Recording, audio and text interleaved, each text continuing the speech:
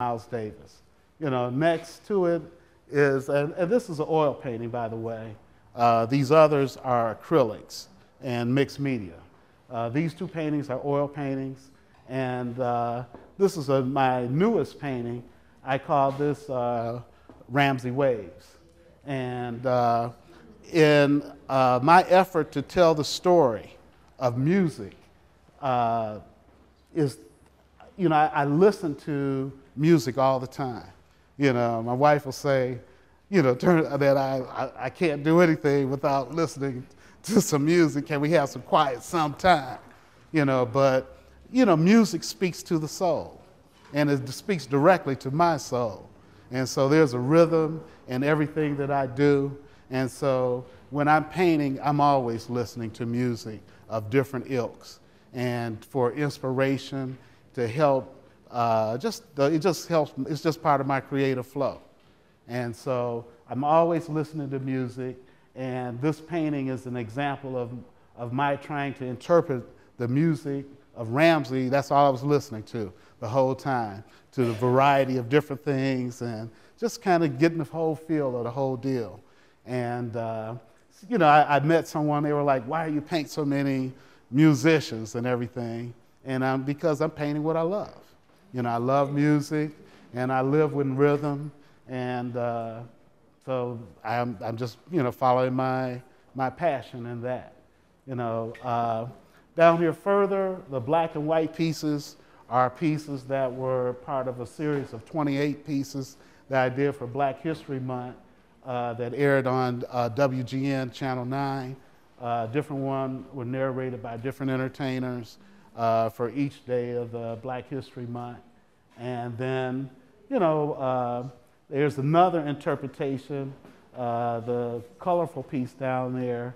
I call that G Magic, which, you may not be able to tell, but it's truly Grover Washington in that painting. And he did a song called Mr. Magic back in the day.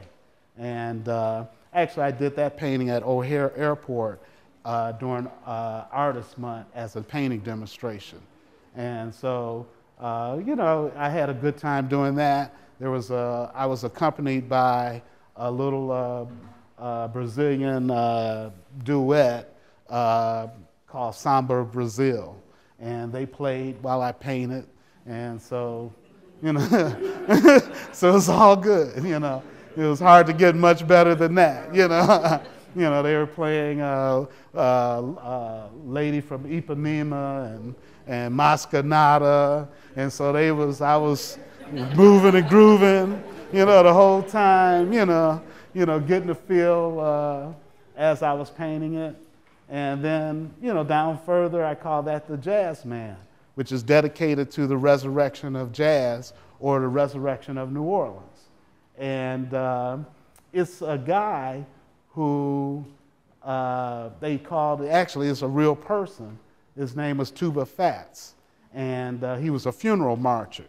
And, just something, I had a little picture of him. It wasn't complete, but I had a little photo of him, and I looked, and I always research my work. I found other pictures of tubas and, pictures of New Orleans, I have a concept that I work from.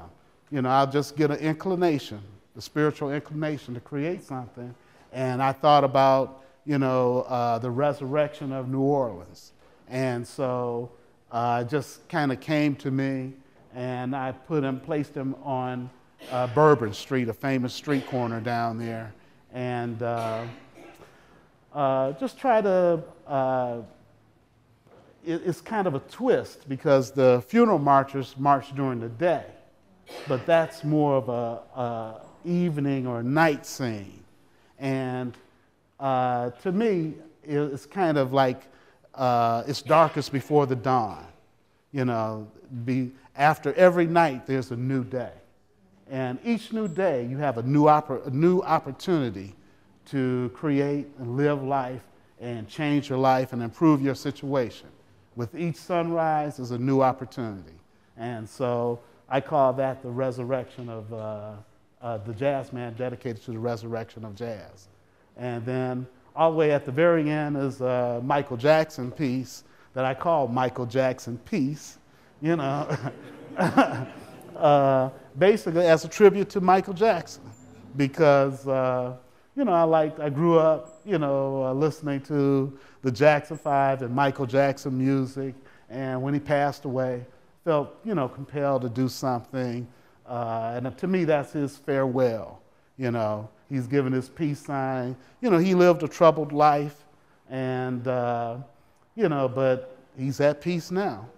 Okay, and so he used to like to give the peace sign, and in that peace, in his glasses, I try to capture his iconic moments of when he won the 8 Grammys for Thriller.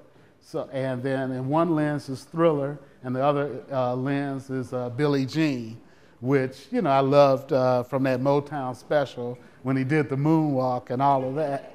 So, you know, I was trying to catch the most iconic moments and the way that I like to remember him before he went too far with the surgeries. You know, and again, at the sunset, you know, the sun set on him. And again, that's that piece. And on the opposite side of the room are, you know, a variety of pieces. I have my romantic pieces because there's not a lot of imagery of black romance or African American romance. It's just not a lot of it. It's either, you know, on the very graphic side, or it just doesn't exist. So I try to capture tender moments that a couple feels at the moment when they're first in love, at the time that you're getting your first kiss. You know, fellas, how you been waiting, you know, and you finally have met that special someone, and so now she's finally, ready to submit.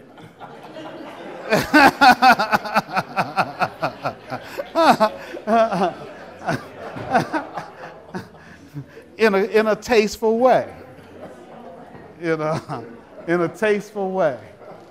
Okay, and so I have many different pieces on after that. There's a piece I call "Women of the World," and that shows the array. In reality, all women are beautiful. All people are beautiful, and so I just kind of thought that kind of showed the range of people. That we're all truly equal in God's eyes, and so I call that piece "Women of the World." I have sports pieces. I love sports. If I wasn't an artist and I had my druthers, I'd be an athlete. But God didn't give me that talent. I recognized by sitting on the bench that I didn't have a future there. So I said, okay, I better, I can't, they're not going to let me on the court too often. I really knew that I wasn't going to make it. I remember I was in the 10th grade and on the basketball team, and the coach wouldn't let me on except to play defense for the starters. Every time we stole the ball, they make us give it back to them to keep on rolling. So I love sports. That's something that's very near and dear to my heart because it kind of reflects all the way back to the ancient philosophy of Egypt, where the Pharaoh had to prove every year that he was able to rule. So he had to come out in front of all the people and run and do different physical feats so that people knew he was still able to lead the people. And so that ties definitely into the sports. And then I have other pieces. I have a Red Fox piece, believe it or not, that was a piece that I did when I was an art student. And it was a piece that, and so I have a range of things, but there are a few pieces that are pretty old. So that piece, I was just talking to my son, and I was saying I did a piece in 1975. But I was a big fan of Red Fox and that whole show, and I was fortunate enough to see him one time in Las Vegas. Then moving on down, those are, I have my Buffalo Soldier pieces, which have a 3D effect or a relief. A lot of my new pieces are reliefed, meaning there's a portion that comes out here on this mouse. If you come closer, you'll see that this trumpet is actually three-dimensional. I seek to have great depth in my work, you know, for you to look into it. You know, I want my work to have depth so that each time you look at it, you'll be able to see something that you didn't see the other time. So on one hand, I do a lot of work. Maybe some artists might say it's very busy, but to me, it's just interest. You know, to me, if you look at a piece and you don't see anything new, it becomes kind of boring. So to me, if every time you look at a painting or a piece and you see something new, then it kind of has greater value, you know, and you enjoy it more because it's not old, you know, because you saw something new each time you looked at it. So basically, that's what I'm trying to accomplish in my work. And then if you move on down, you'll see my Baroque painting, which I call The Journey. And it's the story, like I like to say, a lot of the artists have painted Baroque, but I like to say I painted the complete story, the journey, because it's bigger than just Baroque. It's the story of black people in America. You know, it actually begins with a slave ship, the Massachusetts, and it shows black people picking cotton. And if you look very close, you'll see that someone is planting seeds of knowledge. You know, others are picking cotton, but somebody is planting seeds for the future. And I think we all need to plant our seeds for the future, if you will. And it tells the story of, you know, how from Jim Crow, like say on the robes of education, black ran for mayor, Senate, then president, and the ballot shows everyone that is symbolic, showing all the races, black, white, Hispanic, Asian, all voted to put Barack in. And that pretty much completes, you know, the exhibit here. And again, I'd like to thank you all for coming out and hope you can enjoy my work and come back to ETF.